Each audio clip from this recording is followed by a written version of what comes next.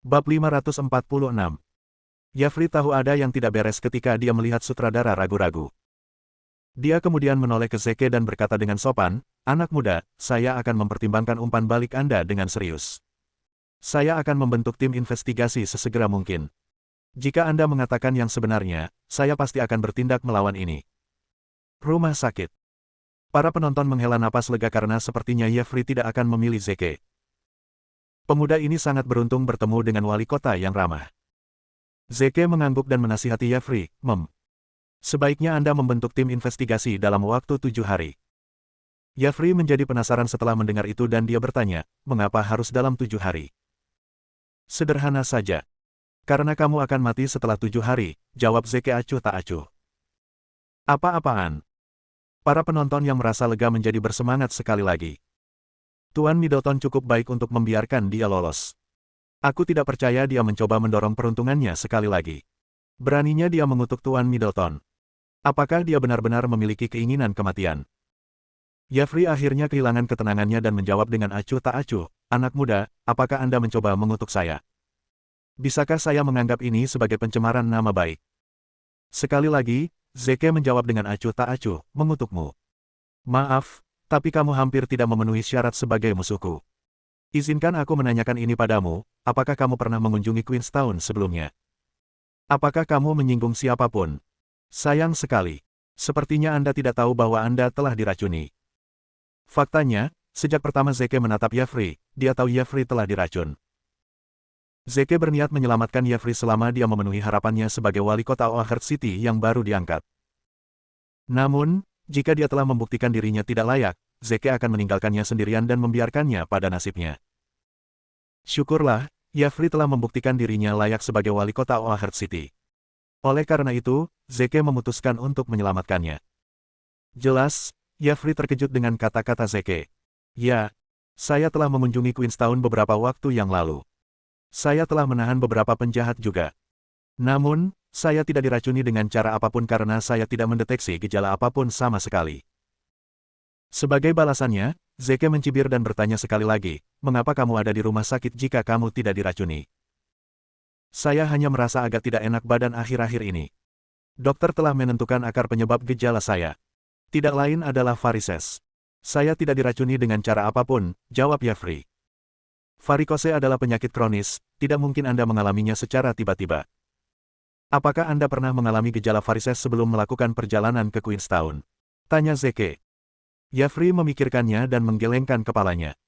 "Saya baru merasakan gejalanya setelah saya kembali dari Queenstown. Apakah itu berarti saya benar-benar diracuni?" "Anak muda, obat macam apa itu?" "Tepatnya, kamu telah dikutuk," jawab Zeke. Tiba-tiba, Yafri tertawa terbahak-bahak dan menjawab dengan tatapan ragu, "Anak muda, Anda tidak mengacu pada jenis kutukan yang kita temui di TV, bukan? Anda harus berhenti membuang waktu Anda untuk acara seperti itu. Sesuatu seperti kutukan tidak ada."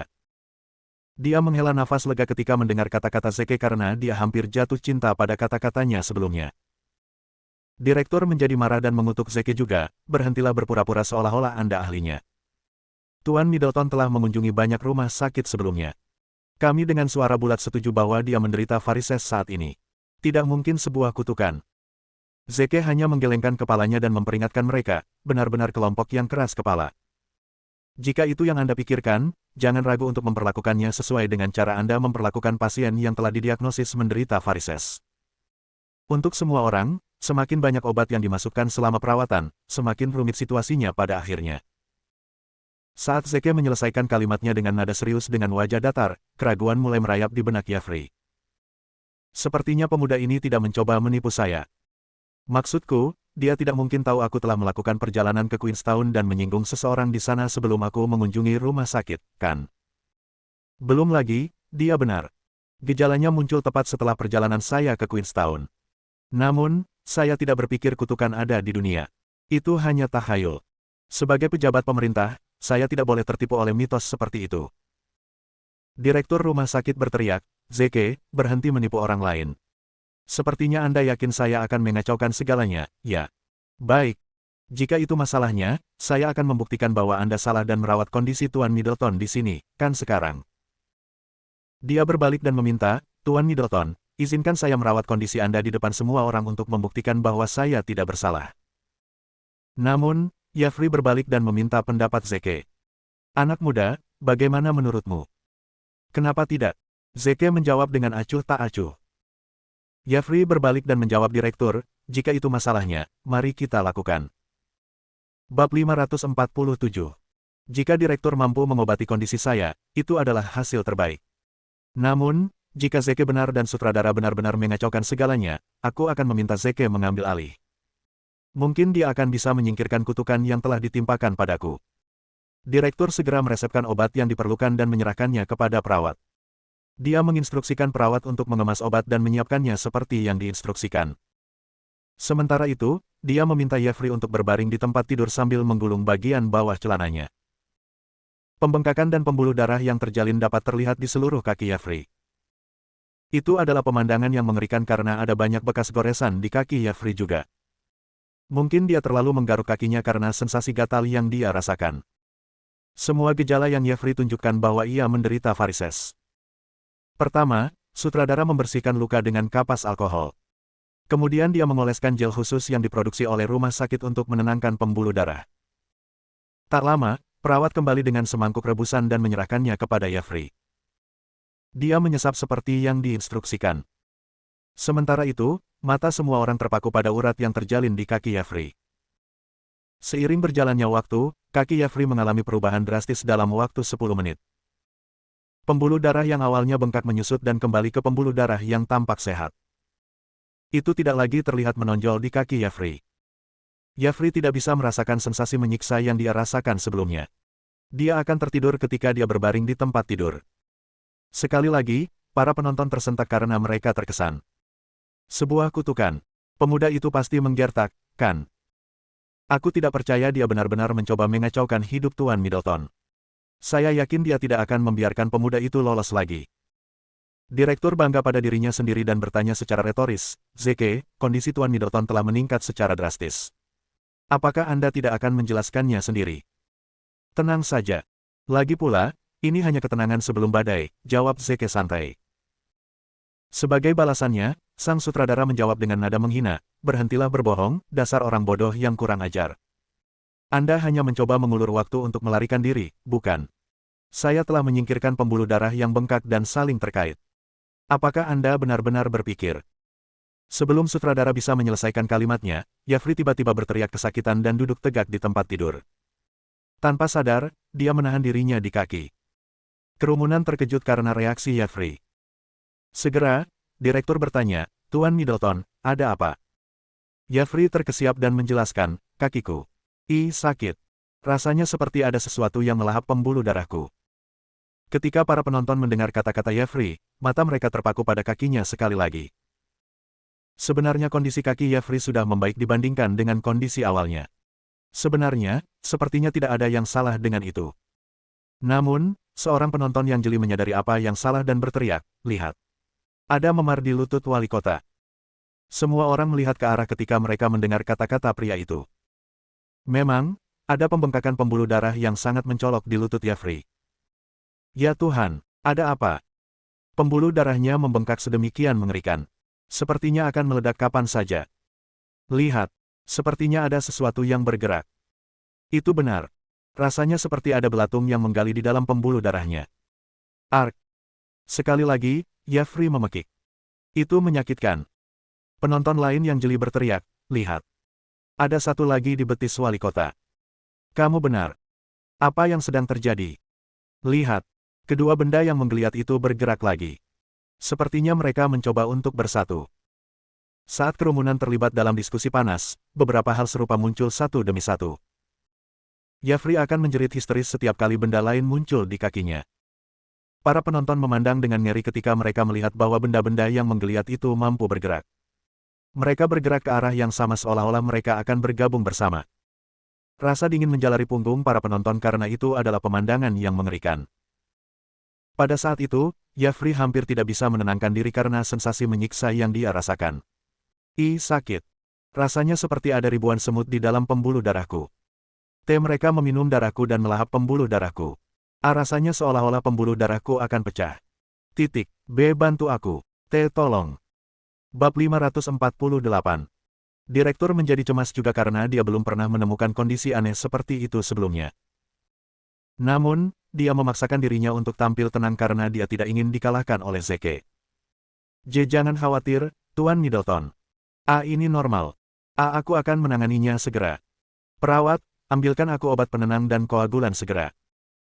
Begitu perawat mendengar instruksi direktur, dia bergegas ke apotek untuk mendapatkan barang yang diminta.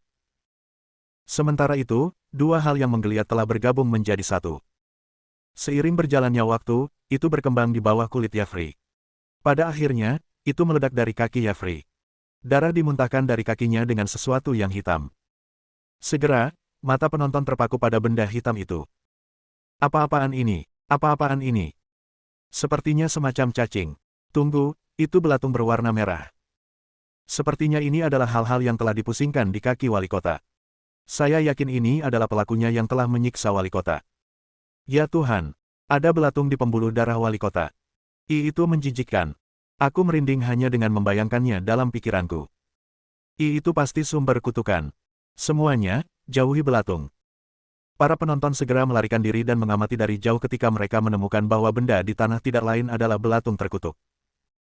Saat pembuluh darah Yafri pecah, dia berteriak histeris karena dia tidak mungkin menahan sensasi menyiksa yang dia rasakan. Segera, dia dibuat tidak sadarkan diri di tempat tidur. Akhirnya, perawat kembali dengan barang yang diminta. Direktur akan segera menerapkan obat penenang dan koagulan. Namun, Zeke menghentikan direktur tepat pada waktunya dan mengutuknya, apakah Anda ingin Yafri mati? Saya telah mengatakan kepada Anda untuk tidak menggunakan obat apapun, kan? Semakin banyak obat yang Anda gunakan selama perawatan, semakin rumit kondisinya. Belatung sangat sensitif terhadap obat-obatan. Ketika sutradara mendengar kata-kata Zeke, dia hampir putus asa. Dia akan dikutuk jika Yafri meninggal di rumah sakitnya. Bahkan, dia mungkin menyeret anggota keluarganya bersamanya. Oleh karena itu, dia memutuskan untuk mengesampingkan semuanya untuk saat ini dan memohon kepada Zeke, Dr. Williams, tolong selamatkan Tuan Middleton. Kumohon, aku tidak bisa membiarkan dia meninggal di rumah sakitku. Zeke menarik napas dalam-dalam dan menginstruksikan, ambilkan aku beberapa helai benang. Hah! Semua orang tercengang ketika mereka mendengar kata-kata Zeke. Dia akan menyelamatkan wali kota dengan beberapa helai. Dia pasti bercanda, kan? Sekali lagi, Zeke mengulangi dirinya sendiri. Kita tidak bisa membiarkan belatung yang menggeliat ini bergabung menjadi satu. Kalau tidak, Yafri akan mati karena pendarahan yang berlebihan. Begitu itu terjadi, bahkan dewa tidak akan bisa menyelamatkannya. Kita perlu tali untuk memblokir pembuluh darah dan menghentikannya. Belatung untuk saat ini. Direktur berteriak dengan marah dan menginstruksikan perawat, cepat dan ambil segera.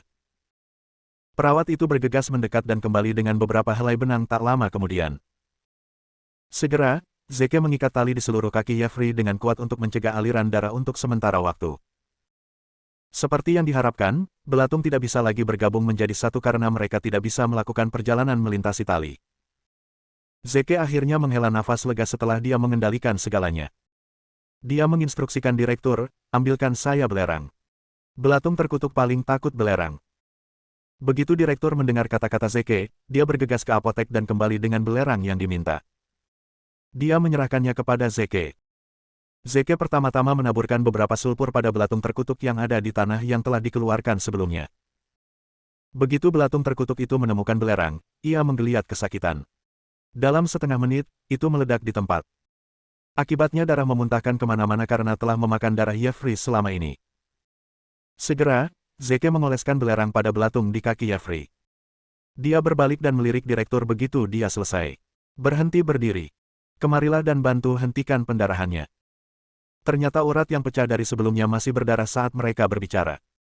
Direktur mengangguk dan segera bergegas. Dia menginstruksikan perawat untuk memberinya sepasang tang dan beberapa kain kasa untuk membungkus lukanya. Dia tidak berani mengoleskan obat apapun lagi karena dia takut akan memprovokasi belatung terkutuk itu sekali lagi. Dalam 5 menit, direktur telah menghentikan pendarahan. Ajaibnya, belatung terkutuk di kaki Yafri menghilang karena belerang yang dioleskan beberapa menit yang lalu. Mereka tidak terlihat lagi dimanapun. Namun, pembuluh darah di kaki Yafri menjadi bengkak sekali lagi. Singkatnya, itu kembali ke kondisi awal. Direktur menyeka keringatnya dan meletakkan tangannya yang gemetar di pergelangan tangan wali kota untuk memeriksa denyut nadinya. Syukurlah, semuanya baik-baik saja. Dia merasa lega dan berjongkok di tanah tanpa sadar untuk mengatur napas. Dia basah kuyup karena pengalaman mengerikan yang harus dia lalui beberapa saat yang lalu. Akhirnya, Yafri perlahan membuka matanya saat dia sadar kembali. Dia mengamati sekelilingnya dan pandangannya jatuh ke Zeke pada akhirnya. Bab 549. Satu-satunya hal yang ada dalam pikirannya saat itu adalah belatung terkutuk. Yafri tidak percaya sesuatu seperti belatung terkutuk benar-benar ada di dunia. Dia senang karena dia akhirnya menemukan seseorang yang mampu menyelamatkan dermawannya. Yafri yang sibuk duduk tegak dan memegang tangan Zeke seolah-olah dia takut yang terakhir akan melarikan diri. Tuan, tolong selamatkan dermawan saya. Tolong. Saat dia terlalu sibuk, dia melupakan sensasi menyiksa yang dia rasakan. Sekali lagi, para penonton dibuat bingung oleh kata-kata Yafri. Mereka tidak bisa menemukan korelasi antara Zeke dan dermawan Yafri. Dia bahkan belum keluar dari hutan, namun dia memikirkan dermawannya pada saat yang kritis. Zeke juga bingung. Penolongmu adalah... Segera, Yafri menjelaskan, dia juga seorang pejabat pemerintah, tetapi identitasnya harus dirahasiakan. 10 tahun yang lalu, dia dikirim ke Queenstown untuk menyelidiki insiden misterius. Namun, sejak dia kembali dari Queenstown, dia telah demam tinggi. Kami telah mengunjungi semua jenis spesialis saat itu, tetapi tidak ada yang bisa berbuat apa-apa. Akhirnya, dia berubah menjadi pasien vegetatif. Saya yakin dia juga telah dikutuk. Itu pasti sebabnya tidak ada dokter yang bisa merawatnya. Tuan, Anda satu-satunya yang bisa menyelamatkan dermawan saya. Dia satu-satunya yang tahu hasil penyelidikan. Kami sangat membutuhkan dia dan hasil investigasinya karena hasil investigasinya dapat mempengaruhi kesejahteraan rahasia. Zeke sepertinya memiliki sesuatu dalam pikirannya ketika dia mendengar kata-kata Yafri. Pada akhirnya, dia mengangguk dan menyatakan persetujuannya. Metode untuk menempatkan kutukan tradisional seperti itu adalah pedang bermata dua. Jika mereka yang tidak berguna mendapatkannya, itu akan membahayakan kesejahteraan umat manusia. Namun, itu akan menjadi alat yang ampuh untuk melindungi bangsa jika Zeke mendapatkan metode untuk menempatkan kutukan tradisional seperti itu. Oleh karena itu, Zeke bertekad untuk mendapatkan metode tersebut. Dia mengangguk dan meyakinkan Yafri, kita akan segera membicarakan masalah ini. Untuk saat ini, mari kita tangani belatung terkutuk di dalam sistemmu. Namun, Yafri menghentikan Zeke dan meminta, Tuan, tolong berjanjilah. Anda harus menyelamatkan dermawan saya. Keamanan saya tampaknya relatif tidak signifikan dibandingkan dengan miliknya. Bahkan jika sesuatu terjadi pada saya dapat dengan mudah digantikan oleh orang lain. Dermawan adalah satu-satunya yang mengetahui kebenaran insiden misterius itu. Kamu harus menyelamatkannya. Saat Zeke tergerak oleh kata-kata Yafri, dia menjawab dengan senyum cerah, baiklah. Saya senang mendengarnya. Jarang menemukan pejabat pemerintah yang setia seperti Anda. Jangan khawatir. Saya akan mampir dan memeriksa dermawan Anda begitu saya bebas. Sementara itu, saya memiliki beberapa hal di piring saya. Bagaimanapun, masalah lesi akan menjadi prioritas utama Zeke. Mereka harus mengambil alih regen parmaseutikal secepat mungkin. Sampai sekarang, Zeke harus memenangkan orang-orang dari regen parmaseutikal ke pihak mereka. Yafri mengira Zeke sedang membicarakan penghentian operasi rumah sakit. Dia segera meyakinkan Zeke, Tuan Williams, jangan khawatir. Saya akan segera mengirim tim. Saya akan meminta mereka untuk menyelidiki rumah sakit umum Griffin sesegera mungkin. Jika ada yang salah dengan rumah sakit, saya pasti akan menghentikan operasi rumah sakit. Ketika Zeke mendengar kata-kata Yafri, dia berbalik dan melirik direktur rumah sakit. Direktur memiliki ekspresi mengerikan di wajahnya. Dia tampak seolah-olah dia telah berusia lebih dari 10 tahun dalam rentang beberapa jam. Pada akhirnya, dia tidak bisa mempertahankan rumah sakitnya. Zeke bertanya, saya yakin ada pasien bernama Laura di sini, kan? Saya di sini untuknya. Direktur menjawab, tentu. Saya akan segera mengirim seseorang untuk menjemputnya. Perawat, segera dapatkan pasien dengan nama Laura. Pada saat itu, perawat telah jatuh ke dalam lingkaran setan keputusasaan karena keadaan berubah drastis sekali lagi. Akhirnya, perawat kembali ke akal sehatnya ketika direktur mengulangi dirinya sendiri. Dia menunjuk wanita tua yang Zeke pertahankan sebelumnya dan berkata, Tuan, dia Laura. Wanita tua itu telah kehilangan dirinya dalam proses berpikir saat dia menilai Zeke karena dia yakin dia belum pernah bertemu dengan pria muda di depannya sebelumnya. Dia tidak tahu alasan di balik kunjungan Zeke. Sementara itu, Zeke juga terkejut. Kebetulan sekali. Dia bergegas ke sisi Laura dan menyapa, "Halo, Nyonya. Perkenankan saya memperkenalkan diri. Saya adalah supervisor regen parmaseutikal yang baru diangkat. Nama saya Zeke Willianona. Saya mampir hari ini atas nama perusahaan untuk mengunjungi Anda." Ketika Laura mendengar kata-katanya, dia benar-benar terkejut karena dia tidak menyangka supervisor mereka yang baru diangkat menjadi pria yang begitu muda. Dia pria yang sangat rendah hati dan muda. Bab 550. Dia tidak percaya atasannya memutuskan untuk mampir mengunjungi karyawan yang tidak penting seperti dia. Jelas, Laura terkejut. Terima kasih banyak, Pak." Zeke melambai dan meyakinkan, "Selain itu, izinkan saya untuk menyampaikan permintaan maaf saya yang sebesar-besarnya. Anda telah menjadi karyawan setia perusahaan selama 2 dekade terakhir. Saya yakin Anda telah mengembangkan penyakit seperti itu karena beban kerja yang berlebihan. Perusahaan seharusnya sudah pasti menutupi tagihan medis Anda karena itu adalah bagian dari tanggung jawab kami. Namun, penyelia perusahaan sebelumnya telah meninggalkan kesejahteraan Anda untuk memuaskan keserakahannya sendiri. Perkenankan saya untuk meminta maaf atas nama penyelia sebelumnya. Jangan khawatir. Anda memegang kata-kata saya. Perusahaan pasti akan menanggung biaya potensial yang Anda keluarkan. Mungkin timbul selama perawatan Anda." "Apa?" Laura hampir menangis saat dia tersentuh karena sifat baik dari supervisor yang baru diangkat. Sejujurnya, penyakitnya bukanlah akibat dari beban kerja yang berlebihan. Oleh karena itu akan baik-baik saja bahkan jika perusahaan tidak memperhatikan kesejahteraannya. Namun, Zeke memutuskan untuk mencampuri urusannya dan mengklasifikasikan kondisinya sebagai akibat dari beban kerja yang berlebihan. Dia bahkan menawarkan untuk menutupi biaya potensial. Jauh di lubuk hatinya, dia menganggap Zeke sebagai majikan terbaik yang pernah dia temui sepanjang hidupnya. Namun, Laura tidak ingin menerima sesuatu yang tidak pantas dia terima. "Pak, saya melihat dari mana Anda berasal, tetapi kondisi saya bukan akibat beban kerja yang berlebihan. Sebenarnya, saya tahu betapa sulitnya bagi perusahaan untuk saat ini.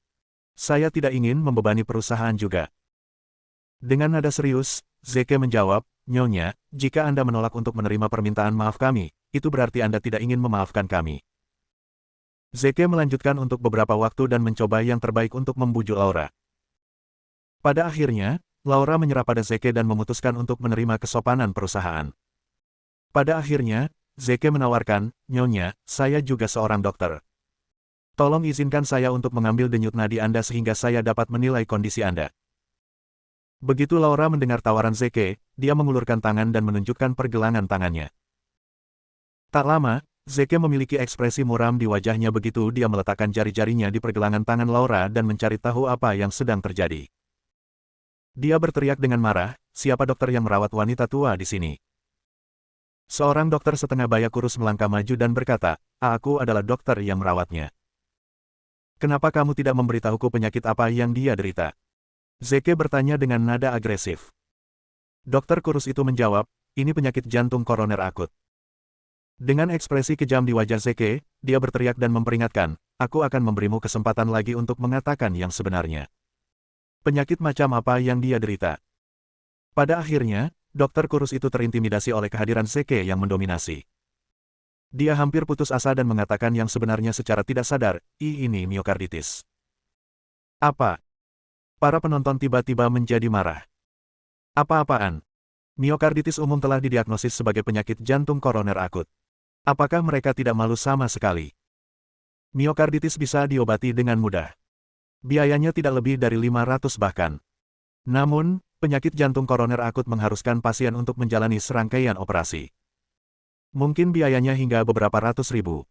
Saya bisa, percaya itu. Mereka rela melakukan apa saja untuk menghasilkan keuntungan. Saya mendengar bahwa pasien telah menjual rumahnya untuk mengumpulkan jumlah yang diperlukan. Sejujurnya, tidak berlebihan untuk mengatakan bahwa mereka telah mengubah hidup pasien. Kami tidak mungkin membiarkan praktisi medis yang tidak manusiawi seperti itu untuk tinggal di industri medis lagi.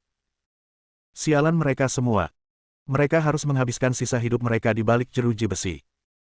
Laura, yang sudah terbiasa dengan segala macam kesulitan, tidak bisa membuatnya tenang lagi. "Apa? Ini hanya miokarditis. Kadasar bajingan. Aku hampir melompat dari gedung untuk menyelamatkan anakku dari kesulitan mengumpulkan jumlah yang dibutuhkan. Kau memalukan dokter. Jeffrey juga tidak bisa lagi menahan amarahnya. Ini keterlaluan. Saya yakin Anda tahu apa yang menanti Anda, kan? Direktur, apakah Anda tahu apa yang terjadi selama ini? Wajah direktur menjadi pucat. Dia melambai dan segera meyakinkan mereka, tidak. Aku sama sekali tidak tahu apa yang terjadi. Sial. Aku sudah memberitahu kalian berulang-ulang. Kesejahteraan pasien kita seharusnya menjadi satu-satunya perhatian kita.